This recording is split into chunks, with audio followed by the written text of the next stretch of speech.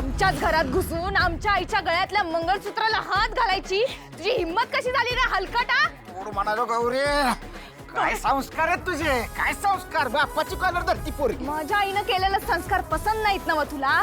अरे मग तू करायचं होतं की माझ्यावर संस्कार? कसं करणार?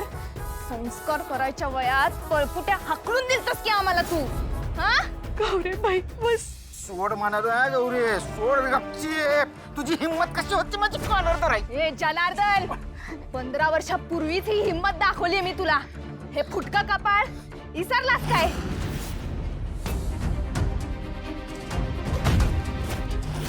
ए, या निर्लज्ज पोरीला सांभाळ तुझ्या. माझ्या आईनं मला कसं सांभाळायचं हे तिने तुझ्यासारख्या निर्लज्ज माणसाकडून शिकायची काय गरज नाहीये. चल निघ इथनं. नाही, बरोबर नाही केलं तू. हे बरोबर नाही केलं. पोरीच्या हातानं खरं तर तू माझ्यावर हात उचललास. हे सोपं नाही जाणार तुला. काय सोपं जाणार नाही? हा ए जनार्दन, असल्या पोकळ धमक्या इथं द्यायच्या नाहीत हा? नाही तर बाबळीच्या फोकानं सडकून काढेल तुला चांगला. चल निघ इथनं. एक म्हणते मला कृष्णे, हे तुला लय अवघड जाईल. कधी ना कधी पोरींचा बाप म्हणून माझी गरज पडणार आहे तुला. हा, तवा ही लय अवघड जाणार आहे प्रकार. तुला शेवटचं सांगतेय, काय बाप बीप नाही तू माझा. आणि ना आम्हाला तुझ्यासारख्या माणसांची गरज आहे.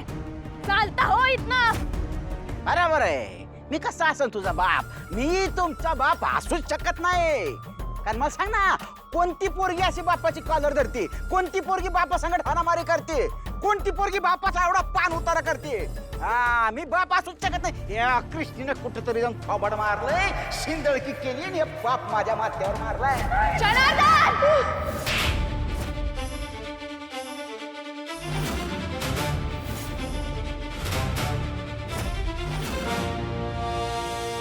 नाही गौरी,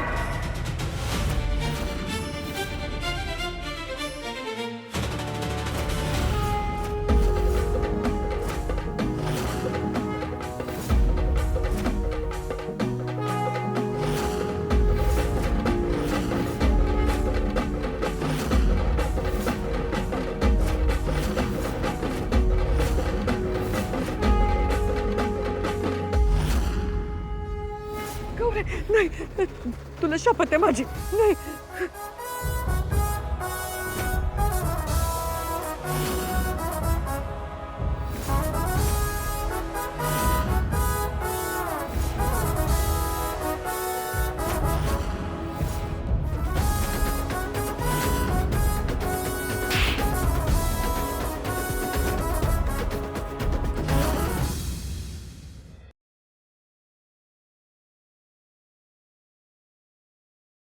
नात्यात जपतात एकी कृष्ण